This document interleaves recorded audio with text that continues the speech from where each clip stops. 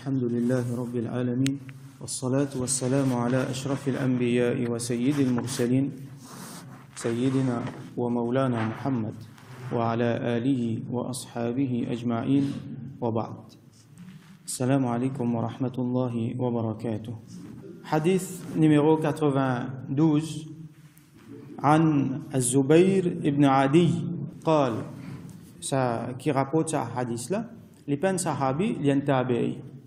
Tabi'i qui veut dire, comme on les a trouvés, c'est un djimoun qui, les peines vivent dans l'époque Rasulullah sallallahu alayhi wa sallam, mais les fins jeunes ban sahaba. Alors, il y a un tabi'i qui s'appelle Az-Zubayr ibn Adi, radiyallahu anhu, il dit, Atayna Anas ibn Malik, radiyallahu anhu. Nous fin vinget Anas ibn Malik, radiyallahu anhu. Comme on connaît, Anas bin Malik, radiyallahu anhu, l'éti, encore un petit garçon, un petit enfant, l'étant l'éti avec Rasulullah sallallahu alayhi wa sallam. L'éti a 20 ans quand Rasulullah sallallahu alayhi wa sallam fin fait intégrale. Et ils vivent bien longtemps. Là-haut, 100 ans, ils vivent. Donc, il y a beaucoup de tabi'in, même ban qui viennent plus tard parmi les tabi'in, ils ont l'occasion de joindre Anas bin Malik radiyallahu anhu. Et il y a même Sayyidina Imam Abu Hanifa rahmatullah alayhi qui a eu l'occasion de joindre. Donc, ça tabi'i-là, j'ai au final get Anas bin Malik radiyallahu anhu. فشكونا إليه ما نلقى من الحجاج. Et nous final plaint avec lui ce qui nous peut passer avec Al-Hajjaj. Alors Al-Hajjaj, qui c'est là ça? Al-Hajjaj, c'est un autre tabi'i encore. Al-Hajjaj, c'est gouverneur. C'est à l'époque-là, donc c'est l'époque Banu Umayya. Banu Umayya, c'est la famille de Sayyidina Uthman ibn Affan radiyallahu anhu. Donc, d'autres qui prennent khalifa, après Sayyidina Ali radiyallahu anhu, il y a Imam Hassan radiyallahu anhu qui donne khilafat dans la main Sayyidina Muawiyah radiyallahu anhu. Là, lui, ce garçon, c'est Yazid. Nous connaissons Yazid qui va des gars qui fait. Mais après Yazid, finina ban les autres.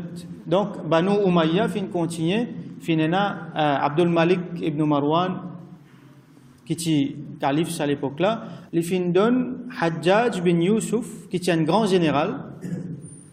Et donc, il donne Hajjaj bin Yusuf fait gouverner dans Hijaz, avec dans Yémen. Hijaz, qui était ça, c'est sa partie l'Arabie là, côté là, dans même Nuna, Makkah, Madina, tout ça là. Sa partie l'ouest là, et dans Yémen. Donc, lui, il est typé gouverner là-bas. Hajjaj bin Yusuf, ce nom-là, il est bien connu dans l'histoire. Il y en a beaucoup de gouverneurs, mais lui, il est bien connu par sa qualité sanguinaire qu'il était. Ça veut dire qu'il fait beaucoup de sang, il tue beaucoup de monde. Dans riwayat, il y a lui-même il tue 125 000 de monde. Et donc, beaucoup de monde appellent lui comme un tyran. Il tient musulman, hein. Il pas tient kafir, non, il tient musulman, il tient leader, il tient gouverneur, mais seulement les types tuer bon avenir. Et les types faire du monde beaucoup de tôt. Les fins tuer beaucoup de sahaba. Ban du monde, et tu même appelle lui, comment dire, pharaon à l'époque là. Pharaon un kafir, il n'est pas kafir, mais du monde tu peux appeler lui pharaon à l'époque là. Alors, il fait beaucoup, par exemple, il la guerre contre ban sahaba. Tiens ban sahaba qui dit, par exemple, tiens Abdullah bin Zubayr radiyallahu anhu, qui lit dans Makkah. Et là, à l'époque là, comme on nous connaît, il y a beaucoup de problèmes entre ban musulmans et ban musulmans. Depuis, bien avant ça, depuis Karbala, il y a beaucoup de problèmes. Après ça, le problème fin continue. Et donc, il y a ban sahaba qui est resté. Il y a l'ennemité politique avec sa ban sahaba là. Par exemple, Abdullah bin Zubayr. Jusqu'à finalement, côte Kaaba, ça veut dire qu'il fin faire l'attaque aux autres, côte Kaaba, il fin assassine Abdullah bin Zubayr, il fin coupe sur les côtes, il fin mettre là pendant côte Kaaba là-bas. Donc ça, c'est des affaires qui Hajjaj bin Yusuf les reconnaît tout ça. Donc à cause de ça tabi'i-là peut venir et dire, nous allons plaigner avec Anas bin Malik radiyallahu anhu. Parce qu'Anas bin Malik, c'est un sahabi qui est resté, et donc c'est vers lui qu'ils ont allé plaindre ça, avec l'espoir qu'il est capable d'un changement, qui nous peut passer avec Hajjaj bin Yusuf. Bon, Hajjaj bin Yusuf, autant sanguinaire qu'il est capable d'y être. L'histoire reconnaît pour ça, mais l'histoire reconnaît aussi comment un monde qui fait beaucoup de bon travail. Par exemple, il dépense beaucoup d'argent dans Hifz Quran. Il fait beaucoup d'améliorations dans mon infrastructure, il arrange dans nouveau la ville, ban canal alimentation de l'eau, tout ça là qui est cassé dans la guerre, qui bouché, il redresse tout ça là. Et dans cette époque, il amène la paix partout. Ça veut dire qu'il dirige avec une main de fer, mais seulement du monde tranquille. Dans l'espace des ans, dans Hijaz, il y a tranquillité. Après ça, il y a un gouverneur dans l'Irak, là-bas, dans l'espace 10 ans, Manzafin vient plus ou moins tranquille. Et il fait plaisir dans les autres bons travail encore, Hajjaj bin Youssouf. Et donc, mais seulement reconnaître pour ça, comment dire, ça dominer qu'il peut faire là. Et à tel point que quand ce bandit est venu, quand ban sahaba il fait droit contre lui tout ça là, et là, ce bandit est venu, là, les fins appellent tout le monde. Les petits gagnent cancer dans son estomac. Quand ils trouvent, il va pas survivre, ils appellent tout le monde. Là, ils commencent cause le pardon. Les fins commencent à pleurer tout ça là.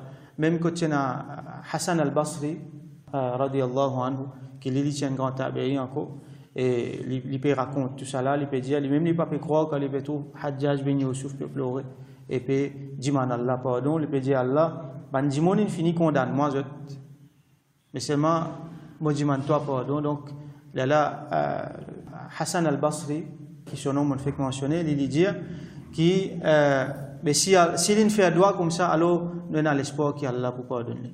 Donc Hajjaj bin Youssouf, ban sahaba, commence à plaigner avec Anas bin Malik radiyallahu anhu. Qui dit Anas bin Malik dit, faqal, isbiru, fais sabar.